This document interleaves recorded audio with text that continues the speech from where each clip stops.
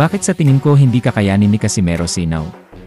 Ang nakikita kong dahilan kung bakit hindi kakayanin ni Casimero si Inoue ay dahil una, hindi na active na boxinggero ngayon si Inoue at malamang sa malamang hindi ito magiging maganda pag haharapin niya agad si Inoue.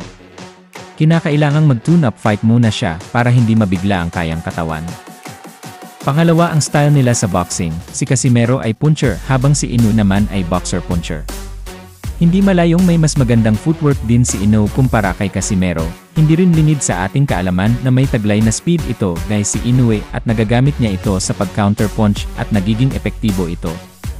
Gayunpaman, may taglay din namang abilidad si Casimero at magaling din naman itong tumaiming, ngunit at weak point nito ay ang kanyang mga wild punch na kung saan sa aking tingin makakatulong ito kay Inoue para makapag-counter siya ng maganda. Dahil sa aking panunood sa mga laban ni Casimero, may mga suntok siya na sobrang layo ng buwelo at nawawalan na ng balanse ang kanyang katawan at isa itong magiging sanhi ng kanyang pagtumba lalo na kung magaling ang kalaban.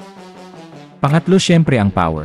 Hindi ko ito masasabi kung sino ang mas lamang sa power sa kanila pero sa aking pag-obserba ay mas nakakalamang dito si Inoue dahil alam niya gamitin ang kanyang lakas. Dahil sa mga laban niya nagagamit niya ang kanyang lakas hindi lang sa isang suntok, kundi kaya niya magbigay ng volume of punches na may lakas sa parehong kamay at yun ang pinakadelikado sa kanya. Habang si Casimero naman ay may lakas din ang kanyang parehong kamay, ngunit ang nakita ko dito ay kailangan niya pa ito set up para makatama ng solido at sa mga nakaraang laban niya hindi niya ito naipakita ng husto.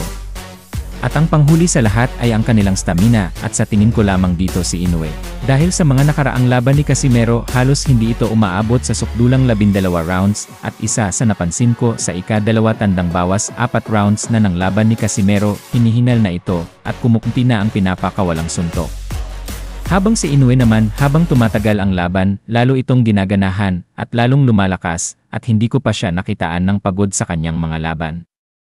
Hanggang dito na lang po at maraming salamat.